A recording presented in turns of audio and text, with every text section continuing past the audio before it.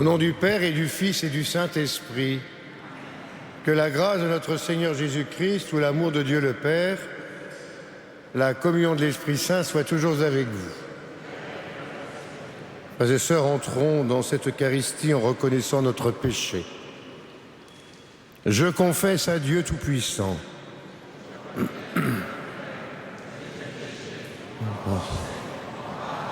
Par action. Oui, c'est pourquoi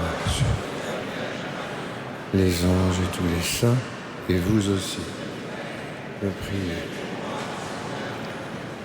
Que Dieu Tout-Puissant nous fasse miséricorde, qu'il nous pardonne nos péchés et nous conduise à la vie éternelle.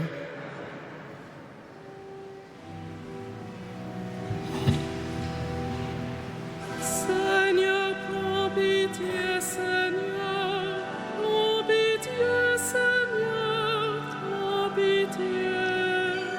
Seigneur, prends pitié.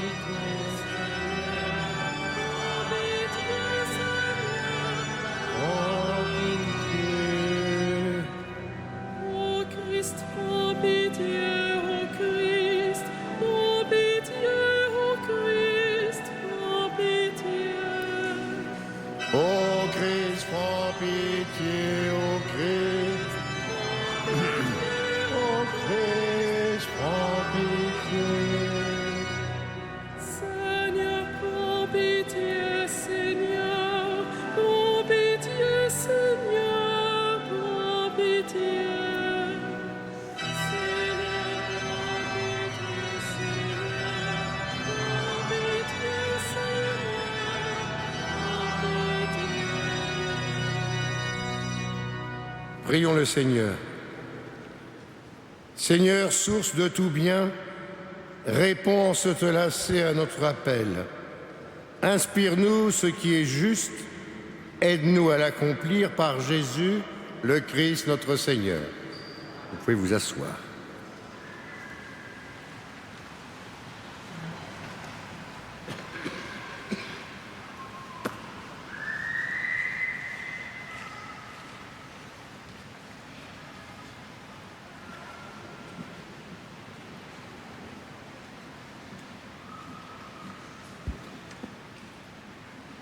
Lecture du second livre des rois. Athalie était la mère du roi Ocosias. Lorsqu'elle apprit sa mort, elle entreprit d'exterminer toute la descendance royale. Mais Josabeth, fille du roi Joram et sœur d'Ocosias, prit Joas, un des fils du roi Ocosias, pour le soustraire au massacre.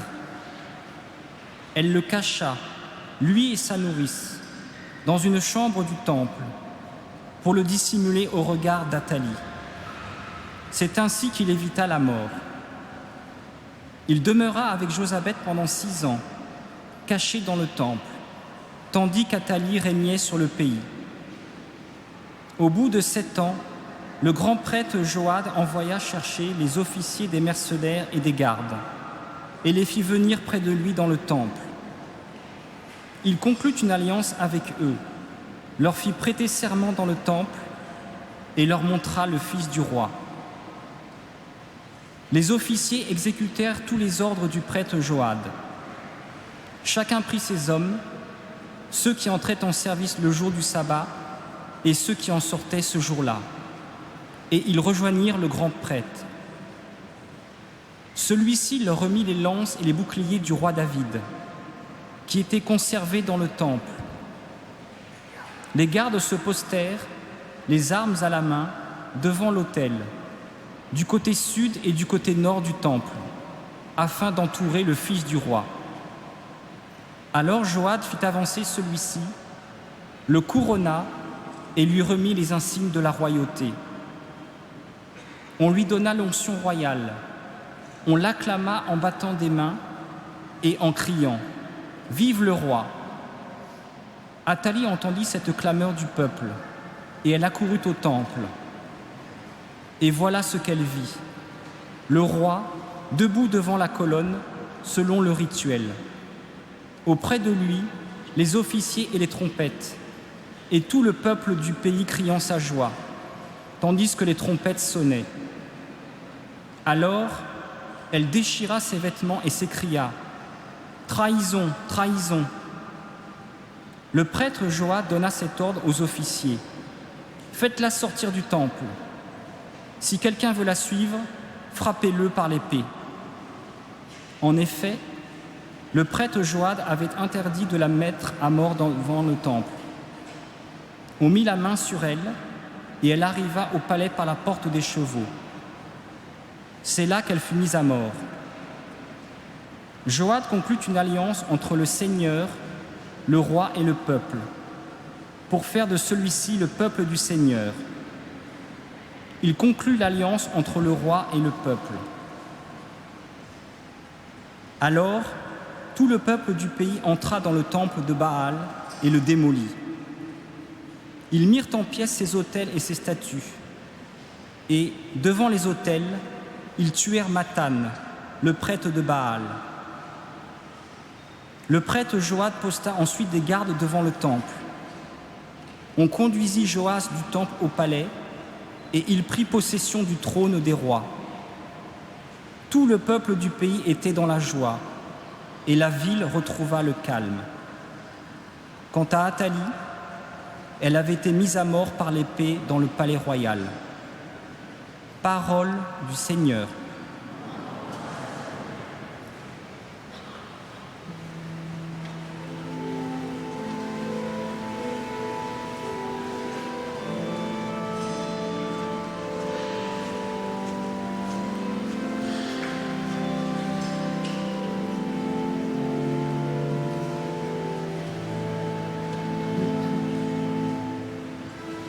Voici la demeure de Dieu parmi les hommes.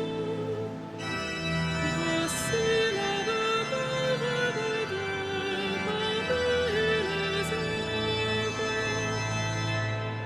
Le Seigneur l'a juré à David, et jamais il ne reprendra sa parole. C'est un homme issu de toi que je placerai sur ton trône.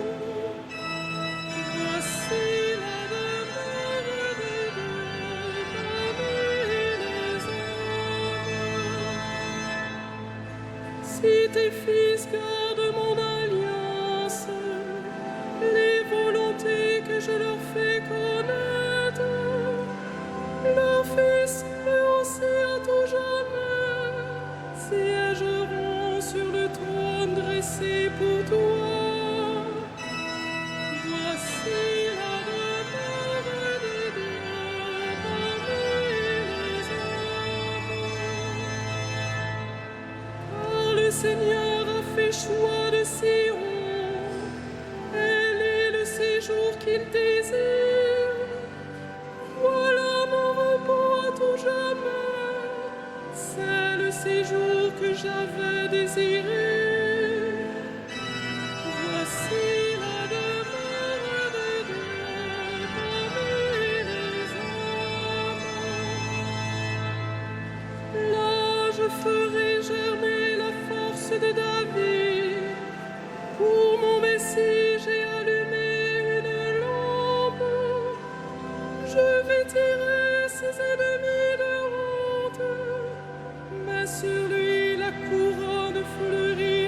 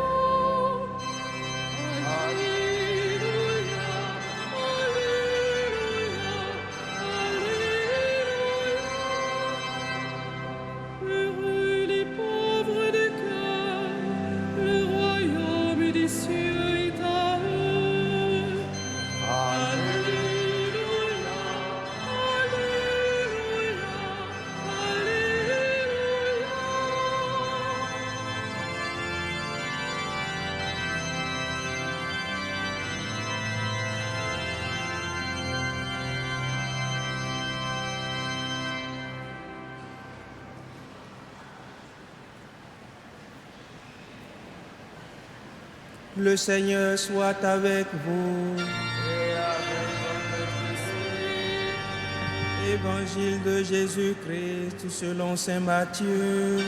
Gloire à toi, Seigneur.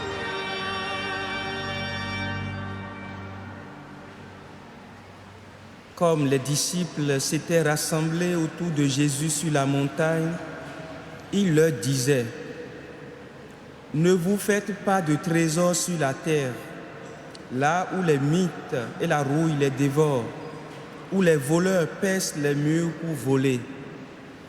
Mais faites-vous des trésors dans le ciel, là où les mites et la rouille ne dévorent pas, où les voleurs ne percent pas les murs pour voler. Car là où est ton trésor, là aussi sera ton cœur. La lampe du corps, c'est l'œil. Donc, si ton œil est vraiment clair, ton corps tout entier sera dans la lumière. Mais si ton œil est mauvais, ton corps tout entier sera plongé dans les ténèbres. Si donc la lumière qui est en toi est ténèbres, quelles ténèbres y aura-t-il? Acclamons la parole de Dieu. Gloire à toi, Seigneur Jésus.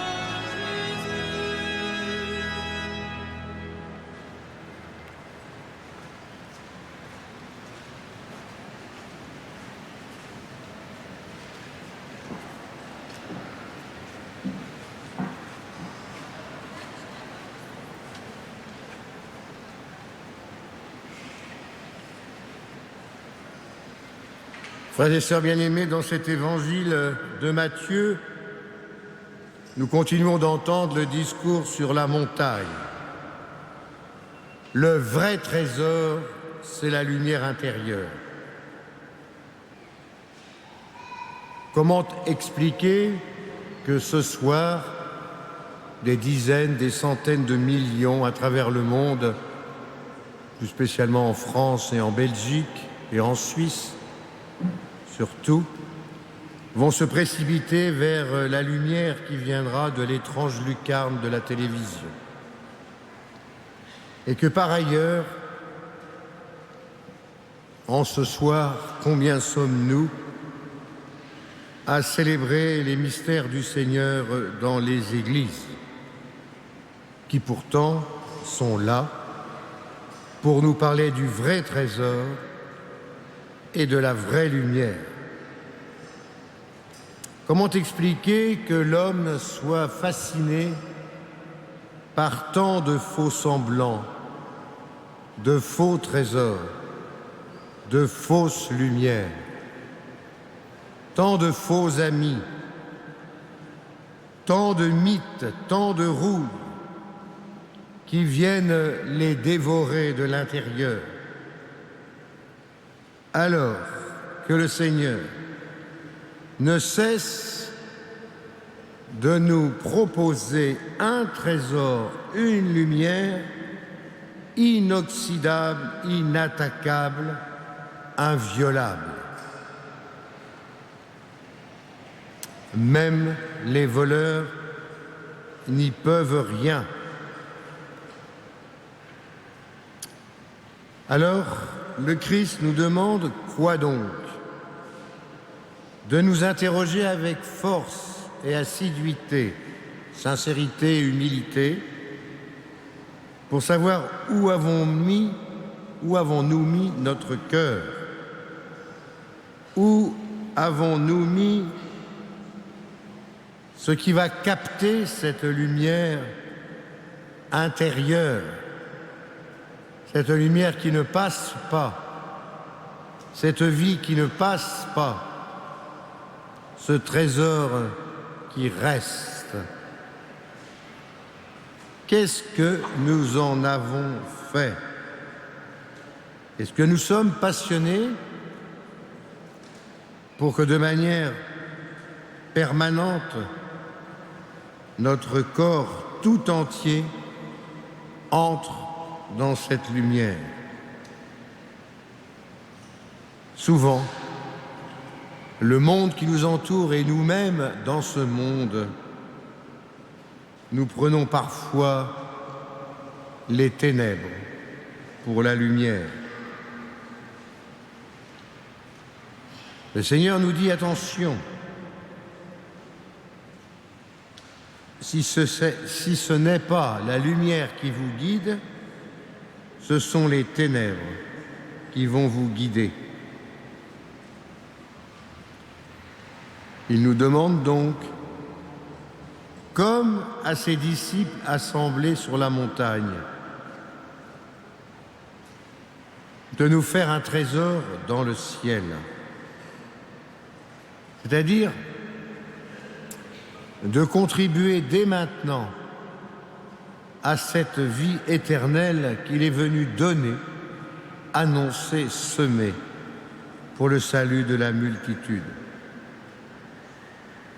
Pensons ce soir, mes frères et sœurs, à ceux qui, pour la maladie, ou à cause de la vieillesse, ou à cause des soucis qui les accablent, sont plongés dans les ténèbres,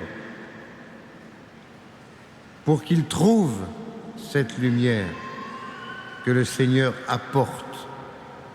Car à qui frappe, on ouvre, à qui demande, il est donné. À nous simplement d'être disposés de manière tout entière pour recevoir et capter cette lumière qui se donne gratuitement et que le Seigneur est prêt à nous donner en abondance pour que les ténèbres reculent et que la lumière triomphe.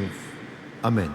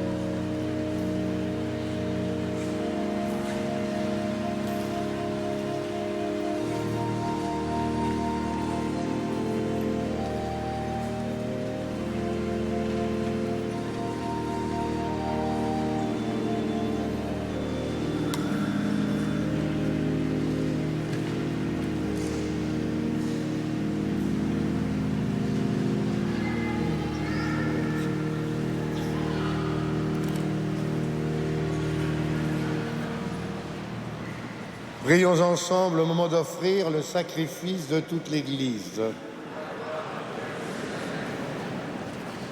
Fais-nous vivre à tout moment, Seigneur, dans l'amour et le respect de ton saint nom, toi qui ne cesses jamais de guider ceux que tu enracines solidement dans ton amour, par ta lumière éternelle, par Jésus le Christ notre Seigneur.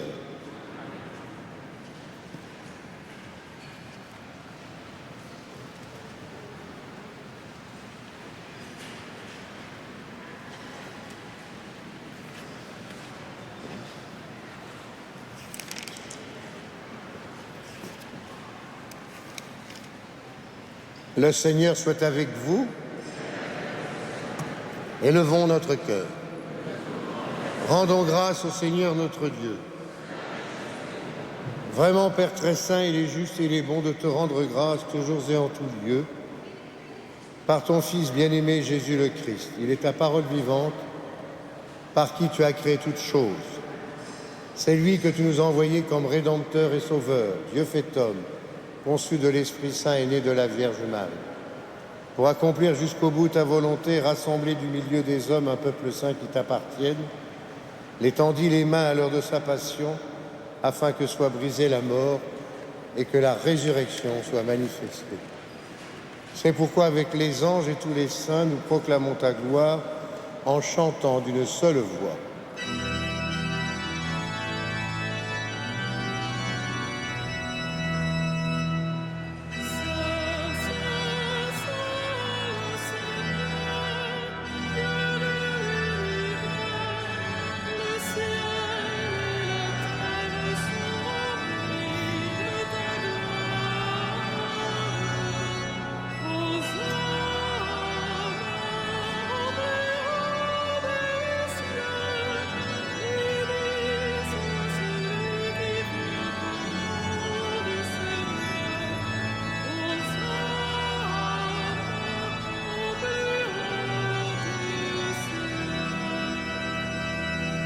Toi qui es vraiment saint, toi qui es la source de toute sainteté, Seigneur, nous te prions. Sanctifie ces offrandes en répandant sur elles ton esprit, qu'elles deviennent pour nous le corps et le sang de Jésus le Christ, notre Seigneur. Au moment d'être livré et d'entrer librement dans sa passion, il prit le pain. Il rendit grâce, il le rompit, le donna à ses disciples en disant: prenez et mangez-en tous, ceci est mon corps livré pour vous.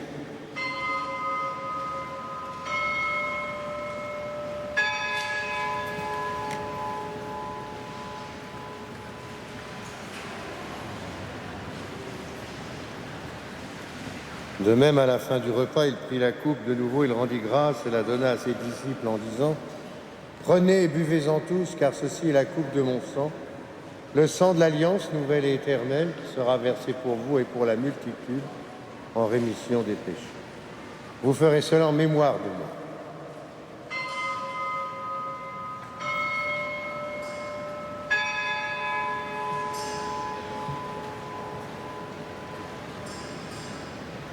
Il est grand le mystère de la foi.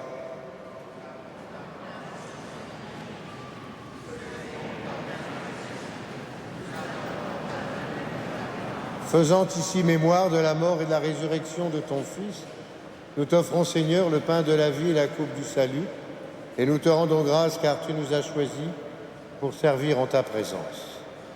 Humblement, nous te demandons qu'en ayant part au corps et au sang du Christ, nous soyons rassemblés par l'Esprit Saint en un seul corps. Souviens-toi, Seigneur, de ton Église répandue à travers le monde. Fais-la grandir dans ta charité avec notre pape François, notre archevêque André et ses auxiliaires, et tous ceux qui ont la charge de ton peuple. Souviens-toi aussi de nos frères et sœurs qui se sont endormis dans l'espérance de la résurrection. Souviens-toi en particulier des défunts de la famille Chauvel. Souviens-toi aussi de Audrey et de tous les hommes qui ont quitté cette vie. Reçois-les dans ta lumière auprès de toi.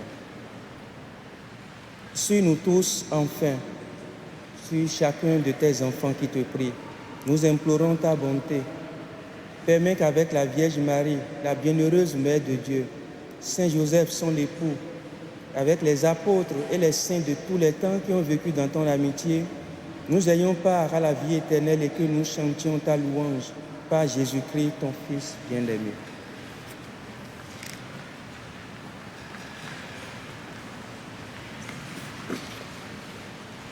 Par lui, avec lui et en lui. À toi, Dieu le Père Tout-Puissant, dans l'unité du Saint-Esprit, tout honneur et toute gloire pour les siècles des siècles.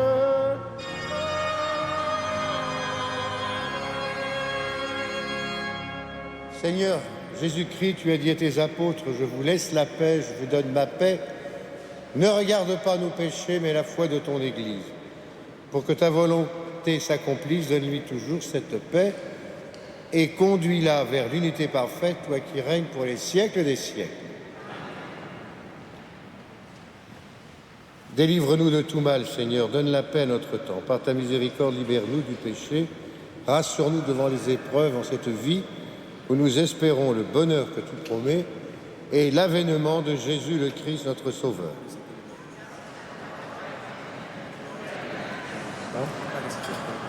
Je sais. Et comme nous l'avons appris du Sauveur, et selon son commandement, nous osons dire: Notre Père, qui es aux cieux, que ton nom soit sanctifié, que ton règne, que ta volonté soit faite sur la terre. Donne-nous aujourd'hui le pain de ce jour. Pardonne-nous nos offenses, comme nous pardonnons aussi à ceux qui nous ont offensés. Et ne nous soumets pas, mais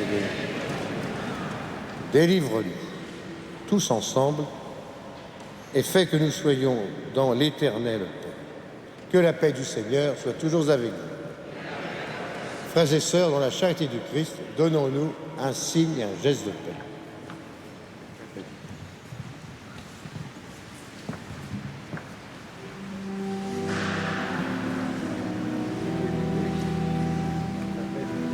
Agneau de Dieu, qui enlève le péché du monde,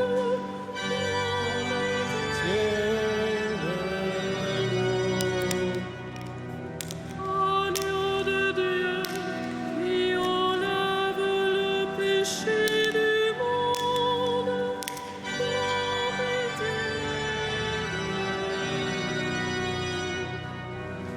Agneau de Dieu, qui enlève le péché du monde.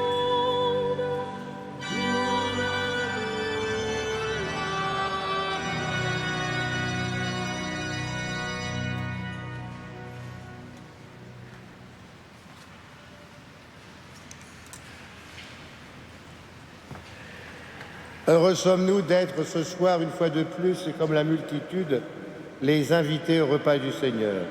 Voici Jésus, voici l'agneau de Dieu, celui qui enlève le péché du monde.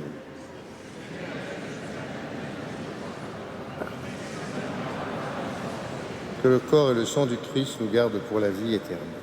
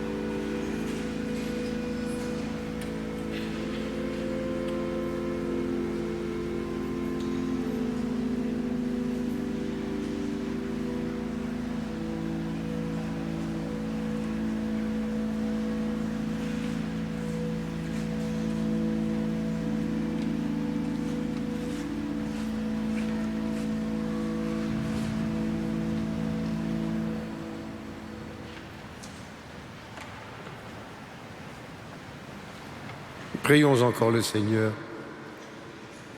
Dieu qui veut notre guérison, agis en nous par cette Eucharistie, libère-nous de nos penchants mauvais, oriente notre vie vers le bien par Jésus le Christ notre Seigneur.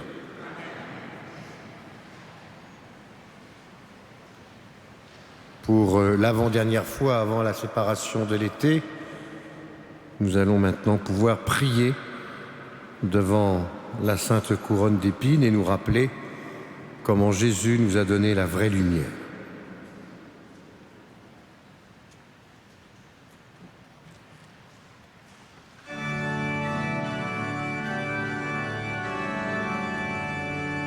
Puisque Dieu nous a aimés jusqu'à nous donner son Fils, il abandonne le péché, nous sauver, nous arracher à l'amour qui vient de lui. Du dos table de la croix, l'amertume n'a pas cours. L'innocent qui souffre là, on révèle pour toujours que les pauvres sont aimés. Puisque Dieu nous a aimés jusqu'à nous donner son Fils, il abandonne le péché, ne saurait nous arracher à l'amour qui vient de lui.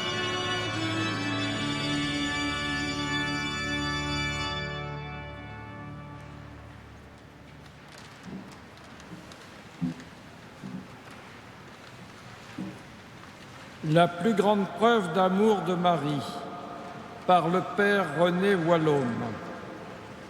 Au moment de la croix, l'Évangile signale la présence de Marie. C'est peu de choses, mais nous comprenons l'abîme qu'il y a là derrière. Il était impossible qu'à ce moment-là, la Vierge n'ait pas tout su de son Fils. C'était le moment de l'achèvement de sa foi. Le mystère de la Vierge au moment de la Passion, c'est qu'elle est la plus forte de tous, plus forte que les apôtres qui étaient des hommes. Par suite de sa conception immaculée, elle avait eu une correspondance admirable, jour après jour, au travail que Dieu avait fait en son âme, si bien que le Seigneur n'avait pas besoin de faire des choses extraordinaires pour que la foi et l'amour de sa mère grandissent à une proportion à laquelle nous ne pouvons pas atteindre.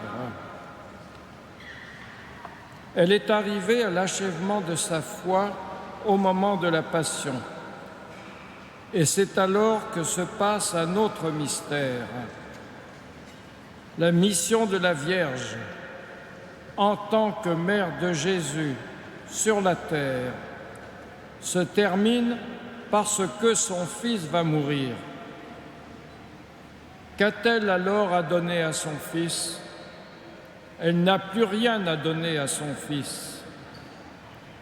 Mais il s'est passé en elle quelque chose de très profond, parce qu'en voyant son Fils mourir, une mère ne peut pas ne pas éprouver le maximum de souffrance, surtout en le voyant mourir, non pas d'une mort naturelle, mais jeune et supplicié. Nous savons bien que si la plus grande preuve d'amour est de donner la vie pour ceux qu'on aime, la plus grande souffrance est aussi la plus grande preuve d'amour. Et Dieu l'a conduite là pour qu'elle donne la plus grande preuve d'amour. elle était trop intimement liée à son Fils pour qu'il n'y ait pas aussi un mystère de collaboration, car l'amour fait collaborer. Le genre de travail qu'accomplissait alors son Fils pour la rédemption du monde lui permettrait, pour la première fois, une pleine collaboration. Elle a ressenti jusqu'au fond de son être la souffrance rédemptrice. Et comme il est certain qu'à ce moment-là, elle connaissait parfaitement la mission de son Fils, vous comprenez quelle place unique elle a dans la rédemption des âmes. Elle y est entrée par une souffrance qui est le paroxysme d'une souffrance de mère et dans la pleine lucidité de la foi.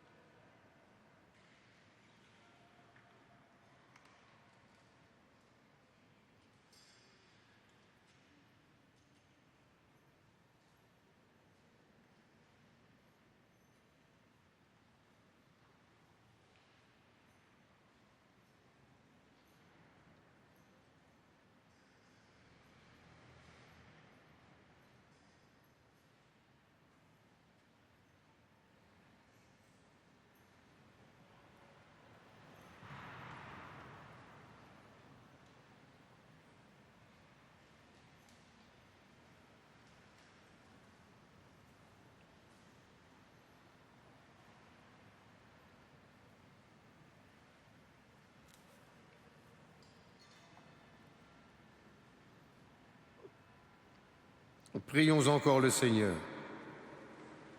Tu as voulu, Seigneur, que la mère de ton Fils, debout près de la croix, fût associée à ses souffrances. Accorde à ton Église de s'unir elle aussi à la passion du Christ, afin d'avoir part à sa résurrection, lui qui règne avec toi dans l'unité du Saint-Esprit, dans les siècles des siècles.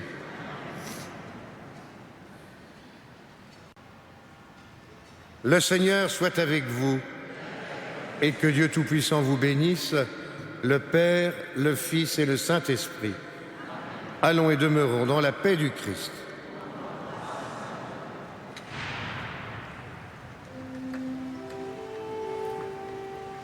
Salve Regina.